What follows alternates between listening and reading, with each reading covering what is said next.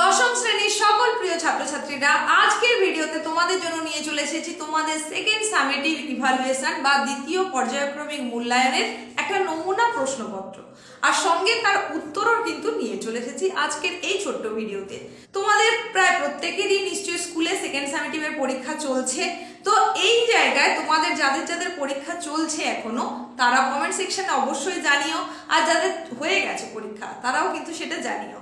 তো আজকের ভূগোল বিষয়ের যে প্রশ্নটা উত্তর সহ আলোচনা করব, তোমাদের যাদের পরীক্ষা এখনো হয়নি তাদের জন্য কিন্তু খুবই কার্যকরী ভূমিকা নেবে, কারণ এখানে বেশ কিছু গুরুত্বপূর্ণ প্রশ্ন নিয়ে আলোচনা করব। যদি তোমাদের এখনো সেকেন্ড সামেটিভ পরীক্ষা না হয়ে থাকে তাহলে এখান থেকেই তুমি অন্তত 60% আপ অবশ্যই কমন পেয়ে যাবে।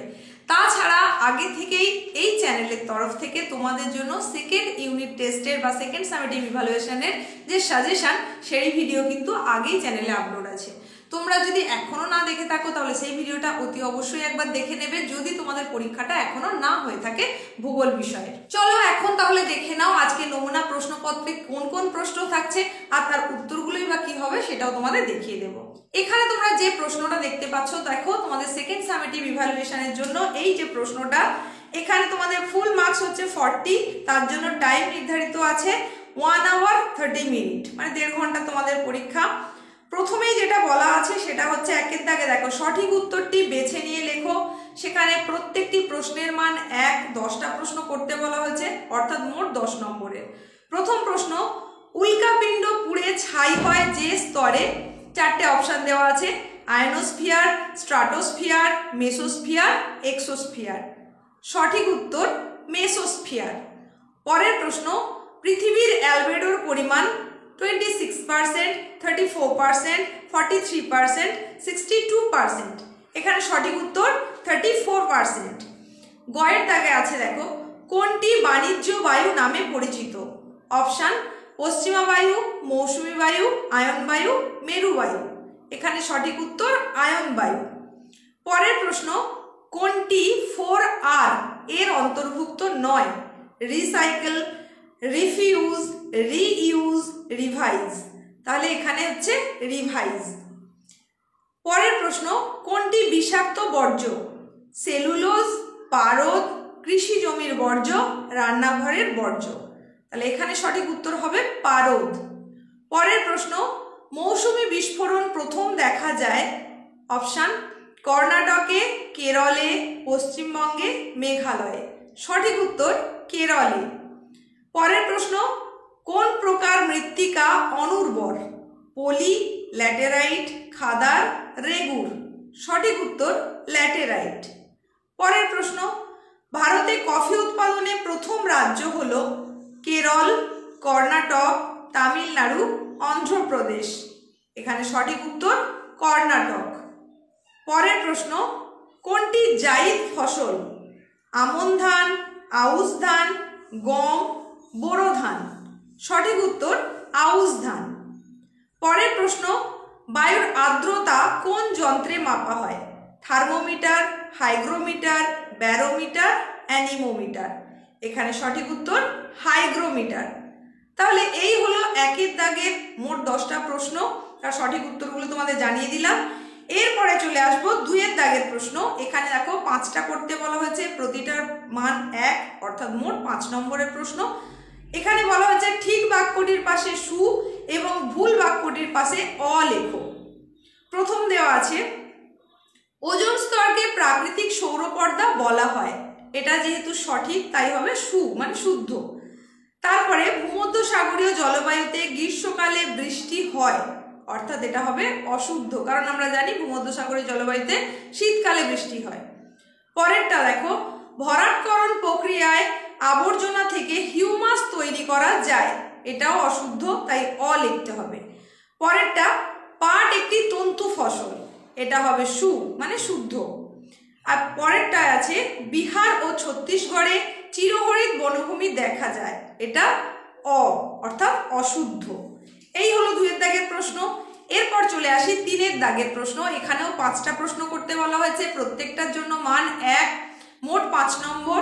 সেখানে শূন্যস্থান পূরণের প্রথম বলা হয়েছে, বিনোদনের জলবায়ু বলা হয় ড্যাশ জলবায়ুকে। এখানে উত্তর হবে ভূমধ্যসাগরীয় জলবায়ুকে। পরের প্রশ্ন আছে WHO এর পুরো কথা ড্যাশ। এটা হয়তো তোমরা সকলেই জানো, ওয়ার্ল্ড হেলথ অর্গানাইজেশন। এরপরে বাণিজ্যিক ফুল উৎপাদনকে ড্যাশ বলে, এটা হবে ফ্লোরিকালচার। তারপরে ঘয়ের দাগে লাল বর্ণের ইটের মতো শক্ত মৃত্তিকা হলো ড্যাশ, অ্যান্সার ল্যাটেরাইট। তারপরে উঙ্গার দাগে উষ্ণতা বৃষ্টিপাত লেখচিত্রে উষ্ণতার রেখাটির মধ্যভাগ নিম্নমুখী হলে স্থানটি ড্যাশ গোলার্ধে অবস্থিত, এখানে উত্তর হবে দক্ষিণ গোলার্ধে। এই হয়ে গেল 3 দাগ পর্যন্ত প্রশ্ন, যেগুলো 1 মার্কের প্রশ্ন ছিল। এরপরে 4 দাগের প্রশ্ন, যেটা 2 মার্কের, প্রতিটা প্রশ্নের মান 5টা করতে বলা হয়েছে, মোট প্রশ্নের হচ্ছে তাহলে 10 নম্বরের। সেখানে প্রশ্ন আছে আপেক্ষিক আর্দ্রতা কাকে বলে। পরের প্রশ্ন কম্পোস্টিং বলতে কি বোঝো। তারপরে লু কি, তারপরে বাণিজ্যিক ফসল কি, তারপরে ঘূর্ণবাত ও প্রতিপ ঘূর্ণবাতের দুটি পার্থক্য লেখো। আশা করি এই প্রশ্নগুলোর প্রত্যেকটারই উত্তর তোমাদের জানা। যদি কোনোটার উত্তর প্রয়োজন হয়ে থাকে তাহলে অবশ্যই সেটা কমেন্ট সেকশনে জানাবে, আমি সেই উত্তরটা অবশ্যই করে দেওয়ার চেষ্টা করব। তবে এই জায়গায় বলি 4 উঙ্গার দাগে যে প্রশ্নটা আছে ঘূর্ণবাত প্রতিপ ঘূর্ণবাতের পার্থক্য, এটা কিন্তু চ্যানেলে আগে থেকেই আপলোড করা আছে, তোমরা চাইলে দেখে নিতে পারো। এরপরে দেখো 5 দাগের প্রশ্ন, এখানে বলা হয়েছে যে কোনো একটি প্রশ্নের উত্তর দাও, তার একটার মানই হচ্ছে 5। অপশানে সেখানে 2টো প্রশ্ন দেওয়া আছে, দুটোর মধ্যে একটা করতে হবে। প্রথম প্রশ্ন বলা হচ্ছে শৈলক্ষে বৃষ্টিপাত কিভাবে ঘটে উপযুক্ত চিত্র ও উদাহরণ সহ ব্যাখ্যা করো। তাহলে এখানে চিত্রের কথা তো বলেই দিয়েছে, উদাহরণও বলেছে। যদি তোমাদের স্কুলের প্রশ্নে চিত্রের কথা নাও বলে থাকে তাহলে অবশ্যই কিন্তু সেটা শৈলক্ষেপ হোক, পরিচলন হোক, ঘূর্ণবৃষ্টি হোক, যাই হোক না কেন অবশ্যই সেটা চিত্র সহই কিন্তু ব্যাখ্যা করবে। এরপরে দেখো ক্ষয়ের দাগের প্রশ্ন আছে পরিবেশ ও মানুষের ওপর বর্জ্যের কি প্রভাব আলোচনা করো। এটাও নিশ্চয়ই তোমাদের প্রত্যেকেরই তৈরি করাই আছে। এরপরে 6 দাগের প্রশ্ন, এখানেও 2টো প্রশ্ন আছে, তার মধ্যে একটা করতে বলা হয়েছে, একটা প্রশ্নের জন্য মান হচ্ছে 5। প্রথম প্রশ্ন আছে ভারতে মাটি ক্ষয়ের কারণগুলি ব্যাখ্যা করো। এখানে এই প্রশ্নের উত্তর লেখার জন্য কিন্তু অবশ্যই পয়েন্ট আকারে লিখবে, যেহেতু 5 মার্কের প্রশ্ন। প্রথমে একটু ইন্ট্রোডাকশন দেওয়ার চেষ্টা করবে 1-2 লাইন, তারপরে পয়েন্ট আকারে পরপর লিখে যাবে। ক্ষয়ের প্রশ্নে বলা হয়েছে ভারতে চা চাষের অনুকূল প্রাকৃতিক পরিবেশের ব্যাখ্যা দাও। এই প্রশ্নের উত্তর করতে গেলেও কিন্তু প্রথমে একটু ভূমিকা দেবে, তারপরে পুরো অনুকূল পরিবেশটা লিখবে, সেখানে অবশ্যই পয়েন্ট করে দেবে। আর এই যে প্রশ্নের উত্তরটাও কিন্তু আগে থেকেই দেওয়া রয়েছে চ্যানেলে, তোমরা চাইলে সেটাও দেখে নিতে পারো। চা চাষের অনুকূল প্রাকৃতিক পরিবেশ, এটা আগেই চ্যানেলে এই ভিডিওটা আপলোড করা আছে। আর তোমরা মোটামুটি একেবারেই যেটা দিতে ভুলবে না সেটা হচ্ছে কি উষ্ণতার প্রয়োজন, কি ধরনের বৃষ্টিপাত প্রয়োজন, আর কেমন মৃত্তিকার প্রয়োজন, এটা কিন্তু একেবারেই ভুলে গেলে চলবে না।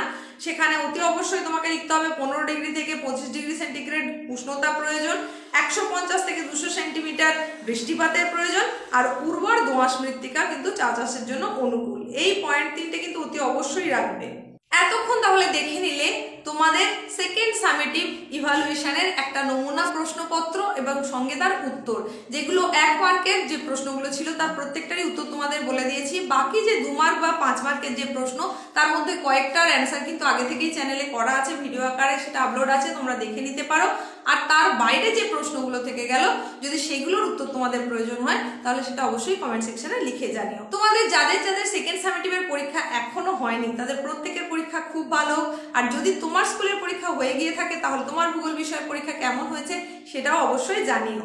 আজকের ভিডিওটা তোমার কেমন লাগলো সেটাও জানিও। তার সঙ্গে সঙ্গে যদি ভিডিওটা ভালো লেগে থাকে তাহলে লাইক করে বন্ধুদের মধ্যে শেয়ার করে দিও।